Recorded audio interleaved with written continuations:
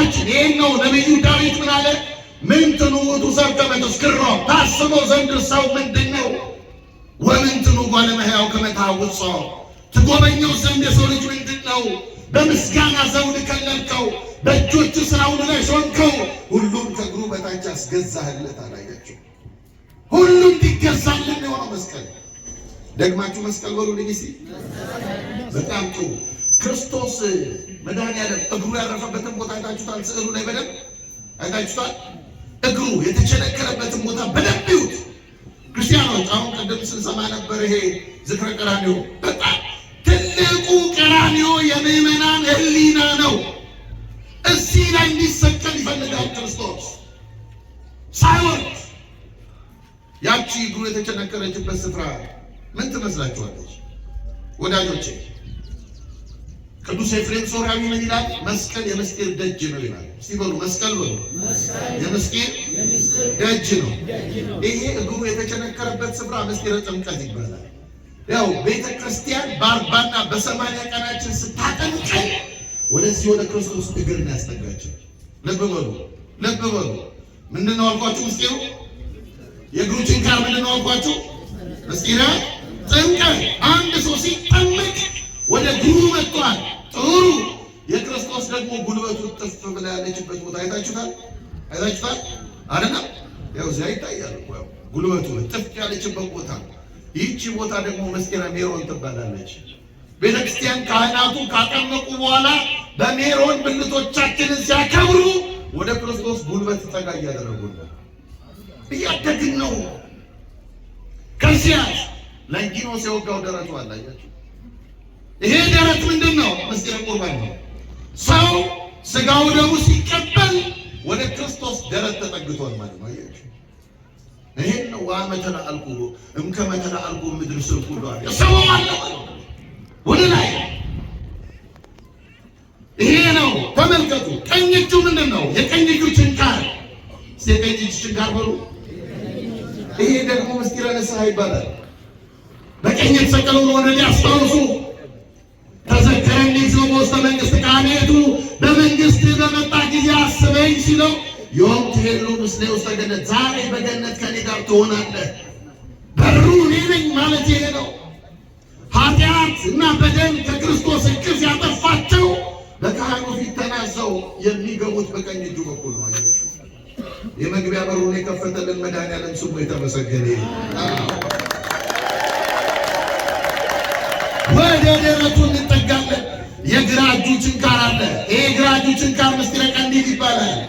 እኛ በልምድ እናንተ ቅባ ቅዱስ የምትሉት ዲፕሬሽን፣ ጭንቀት ሲገጥመን፣ ስጋዴ ሲገጥመን አባቶቻችን ለደዌያችን የሚቀቡን ጸሎት አድርገው ድውያንን የሚፈውሱበት ነው። ከቀኝ እጁ የፈሰሰው ከግራ እጁ። ከዚያስ አክሊለ ሦክ። እስቲ አክሊለ ሦክ በሉ። አልሰማችሁ? አክሊለ ሦክ ማለት ምን ማለት ነው? የሾህ አክሊል። ይገርማል። ይሄ የሾህ አክሊል እንደ አበባ ጉንጉን አይደለም ዝም ብሎ የተቀመጠው።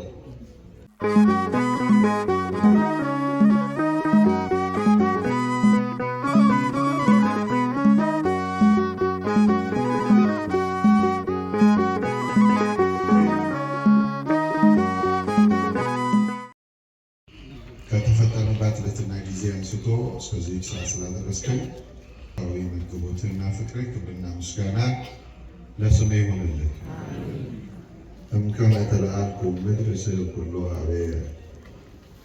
ክቡር አባታችን መምህራችን ሊቀ መምህራን ስነ ፀሐይ፣ የዚህ ታላቅ ቤተ መቅደስ ዋና አስተዳዳሪ፣ የሕዝቡ ጠባቂ መጋቢ፣ ክቡር ወንድማችን መምህር ቀሲስ መረድ፣ ክቡር መጋቢ የዚሁ ታላቅ ቤተ መቅደስ የስብከተ ወንጌል ክፍል ኃላፊ፣ ክቡራን ሊቃውንት መምህራን ሁላችሁ በየደረጃችሁ የቅዱስ ያሬድ ዜማ በረከት ያደረባችሁ ዘማሪያን የእግዚአብሔርን ቸርነትና መግቦት ሽታችሁ በማለዳ በዚህ ቅዱስ ስፍራ የተገኛችሁ ኦርቶዶክሳውያን ቤተሰቦቻችን ሁላችሁን በክርስቶስ ሰላም እላችኋለሁ። እንደምን ሰነበታችሁ? እንደምን አደራችሁ? እንደምን አረፈዳችሁ? አሜን። አምላካችን እግዚአብሔር ስሙ የተመሰገነ ይሁን። አጠር ላለ ደቂቃ እንደ እግዚአብሔር ፈቃድ የምንማርበት የትምህርታችን ርዕስ ከምድር ከፍ ከፍ ባልኩ ጊዜ ሁሉን ወደ ራሴ እስባለሁ በሚል ይሆናል። ቃሉን ከኔ ጋር በሉት። ከምድር በሉ ከፍ ከፍ ባልኩ ጊዜ ሁሉን ወደ ራሴ እስባለሁ። በዚህ በዮሐንስ ወንጌል በምዕራፍ 12 ቁጥር 32 ላይ የሚገኝ ሐሳብ ነው። ቅድም እንደሰማችሁት ይሄ ዘመነ ትንሣኤ ነው። የጌታችንን ዕርገት የምናከብርበት ነው። አሁን ከፊታችን ደግሞ የአብን ተስፋ መንፈስ ቅዱስን ደቀ መዛሙርቱ የተቀበሉበትን ልዩ በዓል ከቤተ ክርስቲያን ጋር የሚሰራውን ሕይወት የሚሆንላትን የመንፈስ ቅዱስን በዓል እናከብራለን። ከዚህ አንጻር ከኔ ጋራ ባለን ጥቂት ጊዜ ዕርገቱን አስመልክቶ ዕርገቱ ለኛ ያለው ጥቅም ምንድን ነው፣ እኛን የት ማድረስ ይፈልጋል የሚል አንድ ሁለት ሶስት ሀሳቦች አካፍላችሁና አበቃለሁ። ቃሉን የተናገረው ጌታችንና አምላካችን መድኃኒታችን ኢየሱስ ክርስቶስ ነው።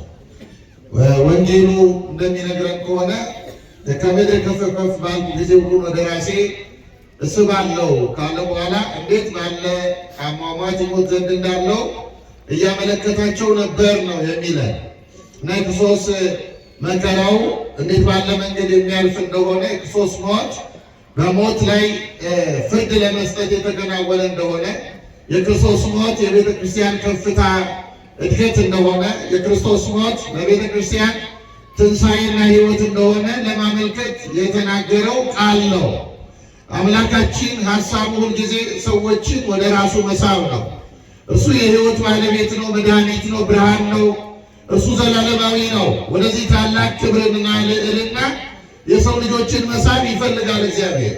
ስለ ጌታችን ዕርገት ስንናገር አምላካችን ከዚያ ወረደ፣ ተወለደ፣ ተሰቀለ፣ ሞተ፣ ተነሳ፣ አረገ ብላ ቤተ ክርስቲያን ብትናገርም አምላካችን ከዚያ ወደዚህ እንደመጣ ልክ እኛ ከቤታችን ወደዚህ እንደመጣ ነው ከሰማይ ከአባቱ ተለይቶ እንደመጣና እንደገና ደግሞ እርሱ ፊት ለመታየት ይወጣል ማለታችን አይደለም። ዕርገተ ክርስቶስ የሰው ልጆች ዕርገት ነው።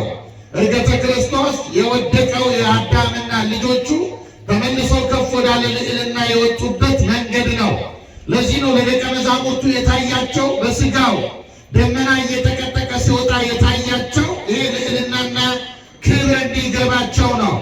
ታላቁ የቤተክርስቲያን አባት ቅዱስ ቄርሎስ ዘኢየሩሳሌም ይባላል። ስለ ጌታችን ዕርገት ሲናገር ምንድን ነው የሚለው? የሰው ስጋ የለበሰ ፍጥረት ሁሉ ይላል ያንን የመላእክት ዓለም ያንን የመላእክት መንግስት ረግጦት አያውቅም ነበር ይላል። በውድቀቱ ምክንያት ከዚህ የተነሳ ረግጦት አያውቅም። የሰው ኮቴ ይህንን ደጅ አንኳኩቶ የሰማይን ደጅ አንኳኩቶ አያውቅም ይልና ነገር ግን አለ ይህ ሰው ርቆ የነበረ ከሰማይ ደጅ ርቆ የነበረ ሰው ተመልሶ በእግዚአብሔር አብ ፊት ይታይ ዘንድ አረገ እንላለን እንጂ እሱ በአባቱ ዘንድ ነበረ፣ ወደፊትም ይኖራል በማለት ነው የነገረ። ቅዱስ ያሬድን የሚለን ይሄን ነው። አርገ ከመ ያለቡ ዕርገተ ጻድቃን፣ የእውነተኞችን የጻድቃንን ዕርገታቸውን ያስገነዝብ ዘንድ አረገ ብለን እንናገራለን እንጂ አምላካችን ከአባቱ የተለየበት ቅጽበት የለም። ከአባቱ ተለይቶ በዚህ ጊዜ ነበረ እንደዚህ ወጣ ብለንም አንናገርም። ክርስቲያን የእኛ ስጋ ነው አምላካችን ተዋሕዶት ወደ ሰማይ የወጣው። ይሄ ስጋችን መክበሩ ልዕልና ማግኘቱ የምንረዳበት ነው። የጌታችን ዕርገት ጌታችን ሲያርግ በቢታንያ እንዳረገ መጽሐፍ ቅዱስ ይነግረናል። ቢታንያ የለቅሶ መንደር ናት፣ የተስፋ መንደር ናት። ቢታንያ መከራና ተስፋ በህብረት የሚስተናገዱባት ናት። መከራ ብቻ አይታይበትም፣ ከመከራ በኋላ ደስታ አለ። ቢታንያ አልዓዛር የተባለ ወንድማቸው ሞቶባቸው ማርታና ማርያም ያለቀሱባት ስፍራ ናት። ኋላ ክርስቶስ በመገለጡ ምክንያት ደግሞ በትንሣኤው አማካኝነት ደግሞ እንባቸው በሳቅ የተለወጠባት ስፍራ ናት። ይህቺ ቢታንያ ቤተ ክርስቲያን ናት። ክርስቶስ አምላካችንም መከራውን የጀመረው በቢታንያ ነው። ደግሞ ዕርገቱን የሚያሳየን በቢታንያ ነው። ከደብረ ዘይት ተራራ አጠገብ የሚገኝ ነው ቢታንያ እና ይህን ስፍራ ለቤተ ክርስቲያን ሕይወት እያሳየ ቤተ ክርስቲያን በመከራ ጉዟን ጀምራ በክብር የምትደመድም እንደሆነች ቤተ ክርስቲያን በዚህ ዓለም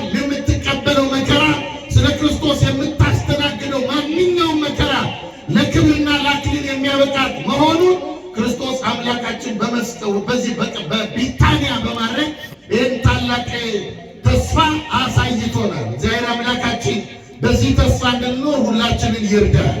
የተወደዳችሁ ምዕመናን እንዲህ ነው የሚለው ደብረ ዘይት ቢታንያ ለደብረ ዘይት ጎን ናት። ደብረ ዘይት ማለት የወይራ ዘይት ተራራ ማለት ነው። ወይራ ጠንካራ ነው እንደምታውቁት። ወይራ በቀላሉ የሚሰበር አይደለም። ይህንን ደብረ ዘይትን ነው ቤተ ክርስቲያንን ማህበረ ምዕመናንን የተከላቸው አምላካችን በደብረ ዘይት ነው። በዘይቱ ተራራ ነው። በወይራ ዘይቱ ተራራ ነው። አንድ ታላቅ አባት አለ፣ አንድሮስ ይባላል። ይህ የቤተክርስቲያን አባት ምን ይላል? እርሱ ኢየሱስ ይላል ታላቁ የወይራ ተራራ ነው። እኛ ደግሞ በዚያ ላይ የተተከልን ዛፎች ነን ይላል። የማንሰበር መከራ የማይሰብረን የዚህ ዓለም ሰቆቃ ሐዘን ክርስቲያን ተስፋ የማያስቆርጠን ከፊታችን ድል አድራጊና አሸናፊውን አምላካችንን መድኃኔዓለምን እየተመለከትን እንድንኖር ዘንድ እርሱ አካሉ ያደረገን እርሱ ደግሞ ራሳችን የሆነልን የለመለመን ነን። ነቢዩ ዳዊት እንደተናገረው ምን አለ ዳዊት? እኔ በእግዚአብሔር ቤት አለ እንደለመለመ ወይራ ተተክያለሁ አለ። የተተከልነው ላንነቀል ነው። የተተከልነው አምላካችን ራሳችን ክርስቶስ ወደ ወጣበት እንወጣ ዘንድ ነው። ለዚህ ነው እርሱ ምን አለ?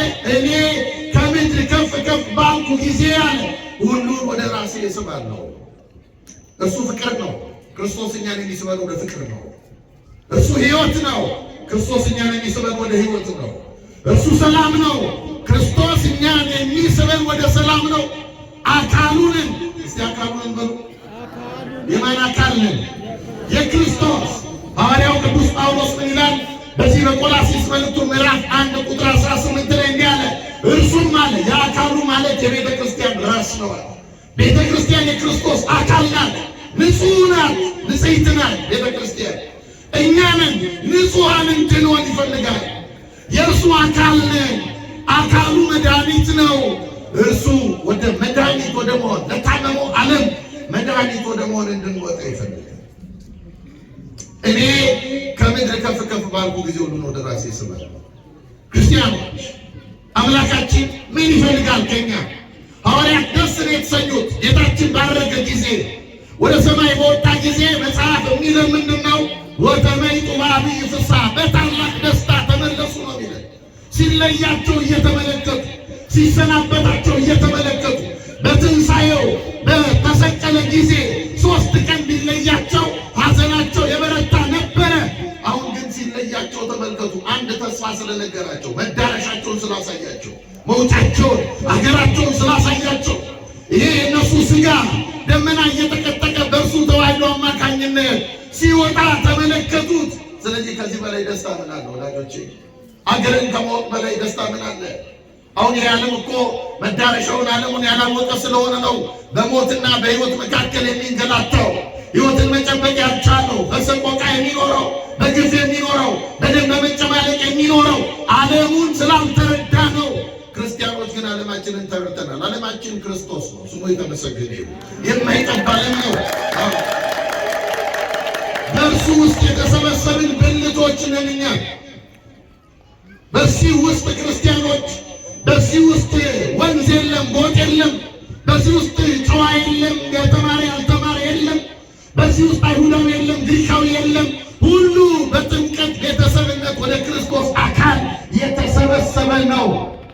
ይህን እናውቃለን ወይ ነው ጥያቄ።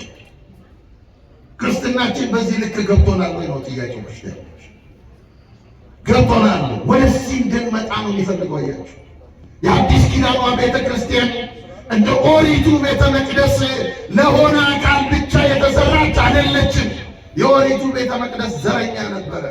ከዕብራውያን ከአይሁድ ውጭ አያስተናግድም። ግሩዛን ያሁኑ አሕዛብን አይቀበልም። እንዲህ ነበረ።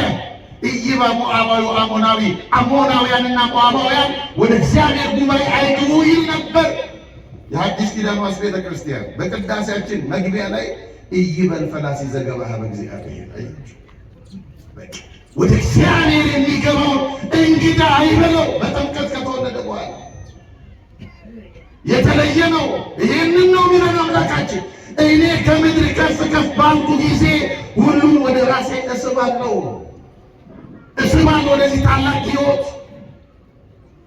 አያችሁ፣ መስቀሉ ገብቶናል ክርስቲያኖች። መስቀል እስቲ መስቀል በሉ፣ በደንብ በሉ። ማን የተሰቀለበት ነው? ክርስቶስ አይደል? ብቻ ነው የምታውቁት እሱ። አያችሁ ብዙ ሰዎች ስለ መስቀል በጣም የጠበረ እውቀት ነው ያላቸው። በጣም ክርክሮቻችንን ብትመለከቱ ስለ መስቀል አንዳንዱ መስቀል ይሰግድለታል አይሰግድለትም። ይሄ ነው መስቀል መሳቅ ይቻላል አይቻልም። ከመናፍቃኑ ጋር በዚህ ነው ስንነታረክ የምንኖረው። መስቀል ግን ይገርማችኋል አምላካችን መድኃኒዓለም የተሰቀለበት ብቻ አይደለም። መስቀል እኛ የገዘፍንበት ነው። እኛ መስቀል ጫፍ ላይ ነው እንድንወጣ የሚፈልገው መድኃኒዓለም። ጫፍ እዚያ ላይ እንድንወጣ አካላችን ነው የተሰቀለው። አካላችን ይሄን ነው ነቢዩ ዳዊት ምን አለ? ምንትኑ ውእቱ ሰብከ በተዝክሮ ታስበው ዘንድ ሰው ምንድን ነው? ወምንትኑ ጓለ እመሕያው ከመ ታውጾ ትጎበኘው ዘንድ የሰው ልጅ ምንድን ነው? በምስጋና ዘውድ ከለልከው፣ በእጆች ስራውን ላይ ሾምከው፣ ሁሉም ከእግሩ በታች አስገዛህለት። አላያችሁ? ሁሉ እንዲገዛልን የሆነው መስቀል። ደግማችሁ መስቀል በሉ ልጅ እስኪ። በጣም ጥሩ። ክርስቶስ መድኃኒዓለም እግሩ ያረፈበትን ቦታ አይታችሁታል? ስዕሉ ላይ በደንብ አይታችሁታል? እግሩ የተቸነከረበትን ቦታ በደንብ ይዩት ክርስቲያኖች። አሁን ቀደም ስንሰማ ነበር ይሄ ዝክረ ቀራንዮ። በጣም ትልቁ ቀራንዮ የምዕመናን ሕሊና ነው። እዚህ ላይ እንዲሰቀል ይፈልጋል ክርስቶስ ሳይወድ። ያቺ እግሩ የተቸነከረችበት ስፍራ ምን ትመስላችኋለች ወዳጆቼ? ቅዱስ ኤፍሬም ሶርያዊ ምን ይላል? መስቀል የምስጢር ደጅ ነው ይላል። እስቲ በሉ መስቀል በሉ። የምስጢር ደጅ ነው። ይሄ እግሩ የተቸነከረበት ስፍራ ምስጢረ ጥምቀት ይባላል። ያው ቤተ ክርስቲያን በ40ና በ80 ቀናችን ስታጠምቀን ወደዚህ ወደ ክርስቶስ እግር ያስጠጋቸው። ልብ በሉ ልብ በሉ። ምንድነው አልኳችሁ? ምስጢሩ የእግሩ ችንካር ምንድነው አልኳችሁ? ምስጢረ ጥምቀት። አንድ ሰው ሲጠመቅ ወደ እግሩ መጥቷል። ጥሩ። የክርስቶስ ደግሞ ጉልበቱ ጥፍ ብላ ያለችበት ቦታ አይታችሁታል? አይታችሁታል አይደለም? ያው እዚያ ይታያል። ያው ጉልበቱ ጥፍ ያለችበት ቦታ። ይህቺ ቦታ ደግሞ ምስጢረ ሜሮን ትባላለች። ቤተክርስቲያን ካህናቱ ካጠመቁ በኋላ በሜሮን ብልቶቻችንን ሲያከብሩ ወደ ክርስቶስ ጉልበት ጠጋ እያደረጉ ነው። እያደግን ነው። ከዚያስ ለንጊኖስ የወጋው ደረቱ አላያችሁ? ይሄ ደረት ምንድን ነው? ምስጢረ ቁርባን ነው። ሰው ስጋው ደሙ ሲቀበል ወደ ክርስቶስ ደረት ተጠግቷል ማለት ነው። አያችሁ? ይሄን ነው ዋመተና አልኩ እምከመተና አልኩ ምድር ስልኩ ዷል ሰው አለ ወደ ላይ። ይሄ ነው ተመልከቱ። ቀኝ እጁ ምንድን ነው? የቀኝ እጁ ችንካር። የቀኝ እጁ ችንካር በሉ። ይሄ ደግሞ ምስጢረ ንስሐ ይባላል። በቀኝ የተሰቀለውን ወደ ሊያስታውሱ ተዘከረኒ እግዚኦ በውስተ መንግሥት ካህኔቱ፣ በመንግስት በመጣ ጊዜ አስበኝ ሲለው ዮም ትሄሉ ምስሌ ውስተ ገነት፣ ዛሬ በገነት ከኔ ጋር ትሆናለህ። በሩ እኔ ነኝ ማለት ይሄ ነው። ኃጢአት እና በደል ከክርስቶስ እቅፍ ያጠፋቸው በካህኑ ፊት ተናዘው የሚገቡት በቀኝ እጁ በኩል ነው። አያችሁ? የመግቢያ በሩን የከፈተልን መድኃኒዓለም ስሙ የተመሰገነ። ወደ ደረቱ እንጠጋለን። የግራ እጁ ችንካር አለ። ይሄ የግራ እጁ ችንካር ምስጢረ ቀንዲል ይባላል።